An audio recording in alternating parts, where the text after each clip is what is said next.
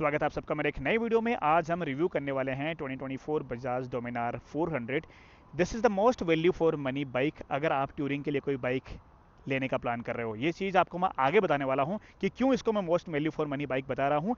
इससे पहले कि हम और कुछ बात करें, ये बाइक का जो प्राइस है वो आपको बता देता हूँ। ये आपको कॉस्ट करेगी 2,87,000 रुपीज़ ऑन रोड। अगर आपको ये बाइक हैदराबाद से खरीदनी है तो अभिनंदन बजाज, जहाँ से हमें ये बाइक मिली है रिव्यू के लिए, आप उनसे कॉन्टैक्ट कर सकते हैं। नीचे आपको नंबर उनका मिल जाएगा, मेरा नाम रेफर करोगे आपको बेस्ट डील वहाँ से मिल जाएगी। वेरी फर्स्ट थिंग, ये बाइक है ना फुल्ली लोडेड है। आप देख लो, कोई भी कॉर्नर से कोई भी चीज़ आपको ऐसी नहीं दिखेगी कि आपको ज़रूरत पड़ेगी अगर आप टूरिंग के लिए कोई बाइक लेने का प्लान कर रहे हैं। ये फुल्ली लोडेड बाइक है, आपको हर एक चीज़ मिलती है। आप चारों तरफ से ये बाइक को घूम के देख सकते हैं। सामने आप यहाँ पे देखोगे तो आपको विंडशील्ड मिलती है, विंड ब्लास्ट आपको ज़्यादा नहीं लगेगा, बग बस्टर्स और हैंड प्रोटेक्शन आपको मिलता है। बहुत ही क्रेजी क्वालिटी के आपको यहाँ पे मिरर्स मिलते हैं। यहाँ पे आपको मोबाइल होल्डर है वो मिलता है, चार्जिंग यहाँ पे मिलती है, इंजन गार्ड आपको मिल जाता है। पीछे आपको सैडल स्टे वगैरह या फिर बैग वगैरह लगाना है या फिर आपको जो क्या बोलते हैं पैनेस लगाना है, उसके लिए भी आपको बाय डिफ़ॉल्ट कंपनी की तरफ से मिलता है। एंड अगर आपको ये चीज़ों के साथ नहीं चलाना है बाइक को, तो ये आप डिसमेंटल कर सकते हैं। This is very easy to uninstall और रिमूव। हर चीज़ आपको जो एक्स्ट्रा दिख रही है वो आराम से आप हटा सकते हो। अगर आपको पहले वाला मॉडल के लिए ये सब चाहिए तो आप बजाज से कॉन्टैक्ट कर सकते हैं। ये आप आपकी पहले वाली बाइक पे भी इंस्टॉल कर सकते हैं। ये बाइक का वजन है 193 किलो, जो मेरे हिसाब से थोड़ा सा ज़्यादा है, but you will get used to it, don't worry.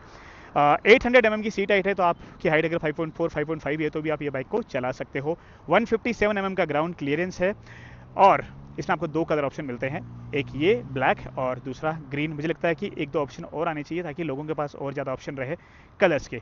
अब आपको बताता हूँ कि इसके अंदर और क्या क्या मिलता है। आपको फुल्ली एलईडी हेडलैम्प यहाँ पे मिलती है जो बेस्ट इन दी सेगमेंट है। ऐसी पावरफुल हेडलैम्प आपको दूसरी बाइक पे देखने को नहीं मिलेगी। 43 mm का आपको यहाँ पे यूएसए सस्पेंशन मिलता है। सामने आपको 110 सेक्शन का रेडियल टायर मिलता है एमआरएफ का। 320 mm का आपको यहाँ पे डिस्क ब्रेक मिलता है। और ब्रेकिंग के बारे में हम आगे बात करेंगे कि इन टर्म्स ऑफ ब्रेक्स ये बाइक कैसी है। बाकी टायरों का ग्रिप वगैरह आगे आपको मैं बताने वाला हूँ। इंजन की बात करें तो ये है 373 सीसी का DOHC 4 valve triple spark engine, जो पावर प्रोड्यूस करता है अराउंड 40 bhp एंड 35 Nm का इसका टॉर्क है।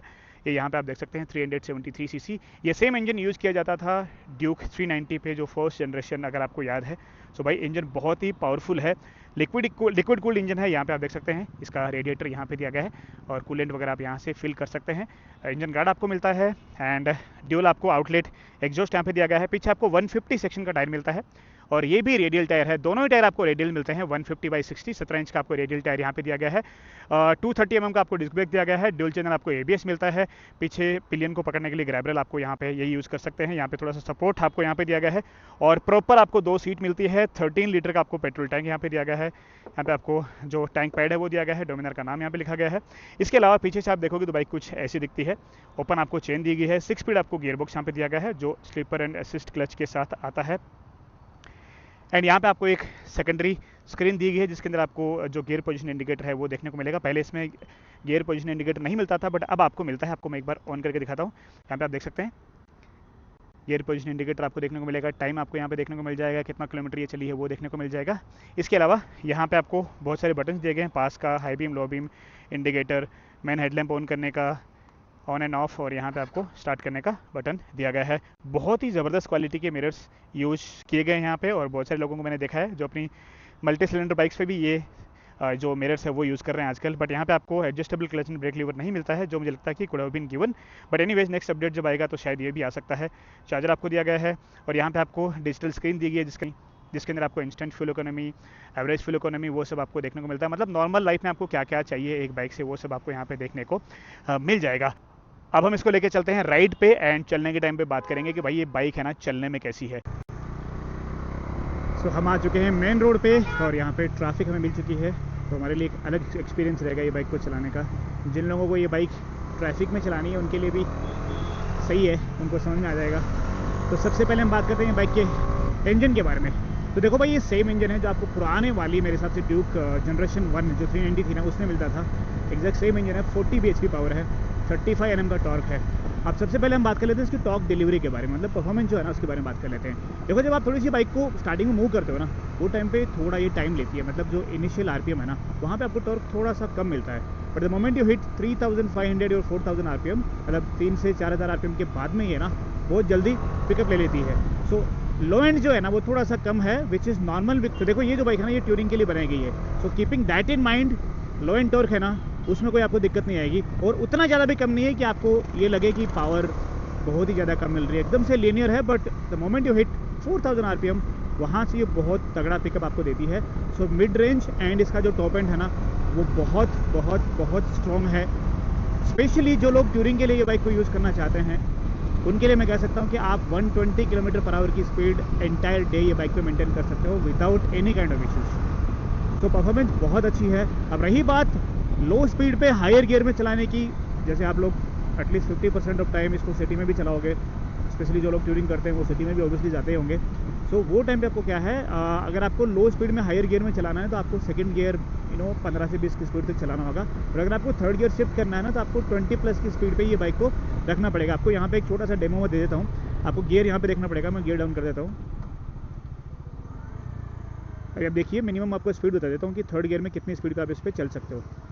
तो अब देखिए मैं 20 की स्पीड की थोड़ा नीचे आता हूँ, तो ये 20 की स्पीड है। 20 की स्पीड पे आप आराम से इसको चला सकते हो, पर थोड़ा झटके दे रही है। बाकी अब यहाँ से अगर मैं पिकअप लूँ तो आप देखिए कितना अच्छा ये पिकअप ले लेती है।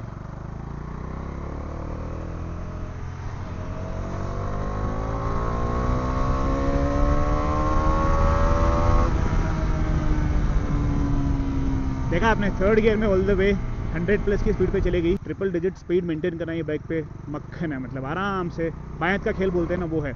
अब रही बात रिफाइनमेंट की एंड वाइब्रेशंस की, तो देखो कोई भी सिंगल सिलेंडर बाइक आप जब चलाते हो ना उसमें वाइब्रेशंस कहीं ना कहीं आते हैं। तो दो तरीके के वाइब्रेशंस होते हैं। एक तो एक आपको बज़ फील होता है, जो मतलब थोड़ा बहुत आपको टैंक के दोनों तरफ फील होता है, हैंडल बार पे फील होता है, वो होता है बज़। और वाइब्रेशंस वो होते हैं जो आपको बहुत ज़्यादा बज़ फील देते हैं और वो थोड़ा अनबेरेबल रहता है, मतलब आपका जो राइडिंग प्लेजर है ना वही ख़त्म हो जाता है। तो वैसा कुछ इसमें नहीं है, हालांकि थोड़े बहुत वाइब्रेशंस हैं जब बहुत ज़्यादा हाई RPM पे आप जाते हो, and those vibrations are totally negligible. मतलब आपको ऐसा लगेगा नहीं कि वाइब्रेशंस आपको लग रहे हैं या फिर आपको जो राइडिंग प्लेजर है, वो जो राइडिंग जो एक्सपीरियंस है वो आपका ख़राब हो रहा है, वो आपको बिल्कुल भी ऐसा कुछ फील नहीं होगा। बहुत ही रिफाइंड इंजन है। पहले जो स्टार्टिंग में इंजन आता था ना उसमें थोड़ा बहुत कंसर्न था, मतलब रफनेस फील होती थी, बट ये वाला जो इंजन है ना ये अल्ट्रा रिफाइंड है। मतलब ये सेगमेंट में जो रिफाइनमेंट हम एक्सपेक्ट करते हैं 400 सीसी की एक बाइक से, एक इंजन से, वो आपको यहाँ पे बराबर मिल जाता है। रही बात हीट की, तो दिमाग में पहली चीज़ यही आती है कि भाई जब आप बड़ी बाइक चलाते हो 300+ की जो सीसी की बाइक्स होती है उनको चलाते हो, तो आपको ये लगता है कि भाई ट्रैफिक में जब चलाएंगे, हीट में चलाएंगे, गर्मियों के टाइम पे चलाएंगे तो हीट पैदा करेगा वो इंजन, ऑब्वियसली करेगा। बट ट्रस्ट में ये जो बाइक है ना वो इतना ज़्यादा हीट प्रोड्यूस नहीं करेगी कि आपको चलाने में ही दिक्कत हो। हालांकि हीट प्रोड्यूस होती है बट आपके पैरों को नहीं लगती है। जो हीटिंग डिसिपेशन है और जो हीट मैनेजमेंट है ना ये बाइक का काफ़ी अच्छा है। एयर प्लस लिक्विड कूल्ड आपको इंजन मिलता है, रेडिएटर आपको मिलता है काफ़ी बड़ा।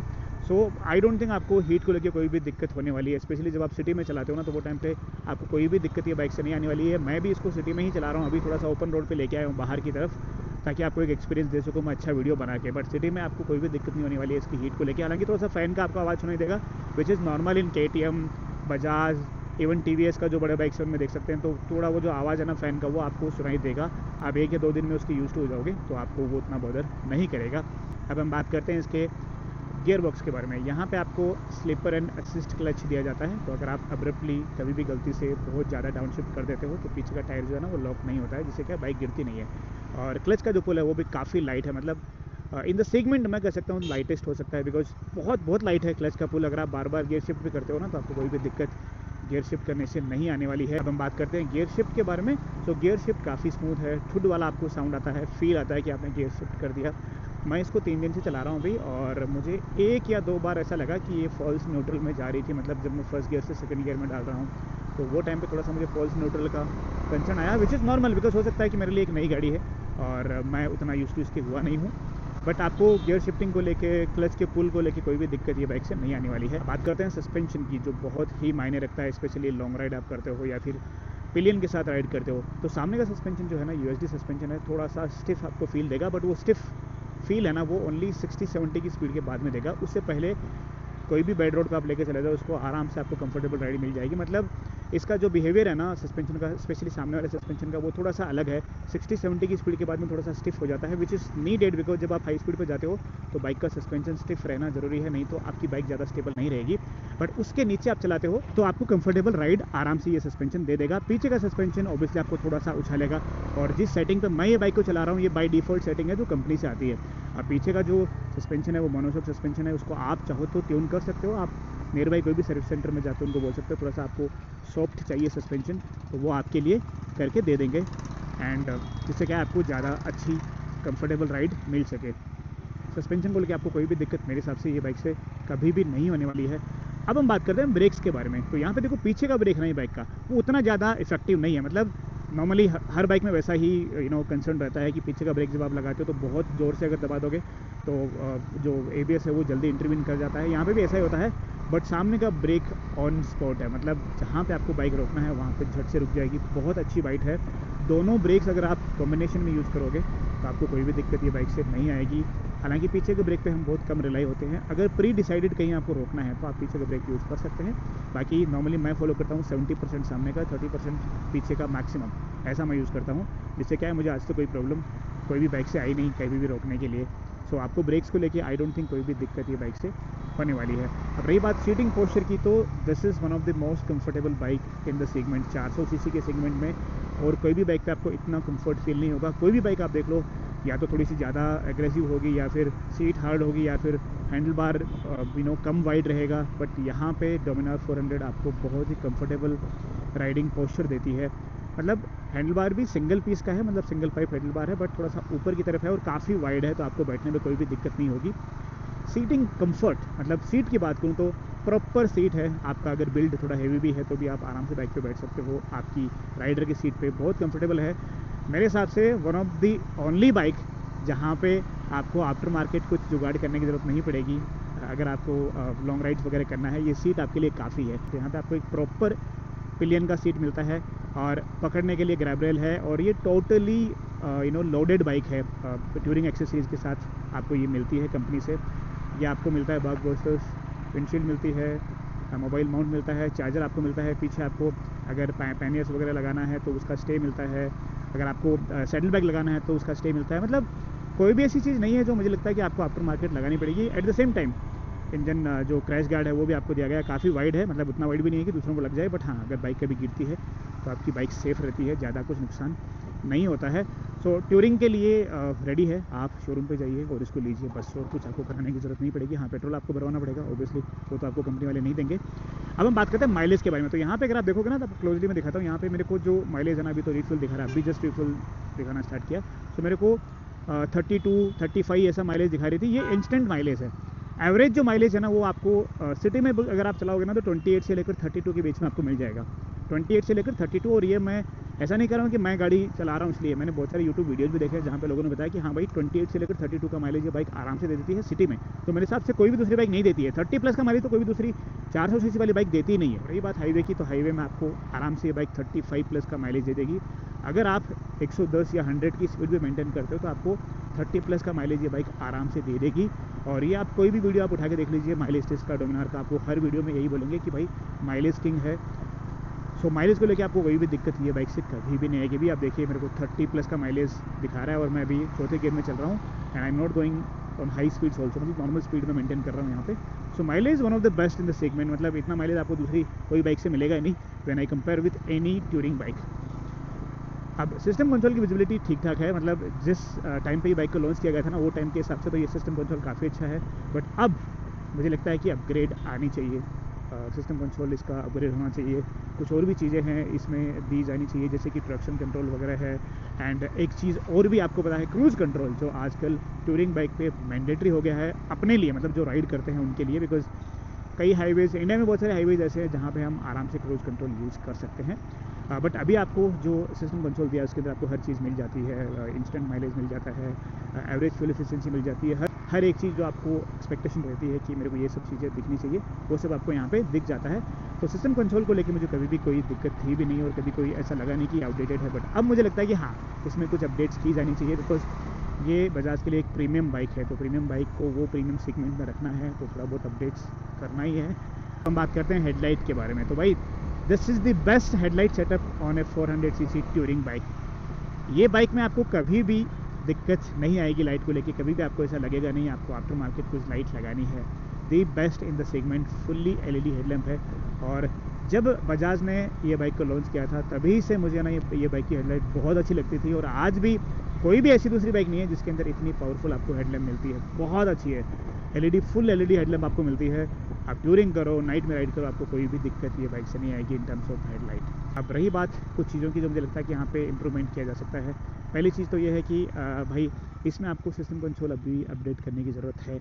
और अगर आप ऑप्शन ऐड करते हो टर्न बाय टर्न नेविगेशन का, बिकॉज आपको पता ही है जो मेन पर्पज़ है ये बाइक का वो है टूरिंग। तो लोग यहाँ पे मोबाइल लगा के उनका जीपीएस है, मैप्स यूज़ करते हैं मोबाइल पे।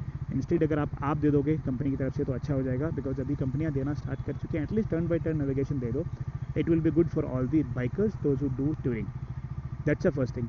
Second thing is that I think Bajaj को इसमें ना और कलर्स लॉन्च करने चाहिए। अभी दो ही कलर मिलते हैं, ये ब्लैक और एक मेरे हिसाब से ग्रीन है। मुझे लगता है कि कलर्स वगैरह लॉन्च करने चाहिए ये बाइक में। बाकी मुझे ये बाइक से कोई भी ऐसा दिक्कत नहीं आई, हालांकि थोड़ी सी हैवी फील होती है, ट्रैफिक में थोड़ा सा आपको हैवीनेस फील होता है।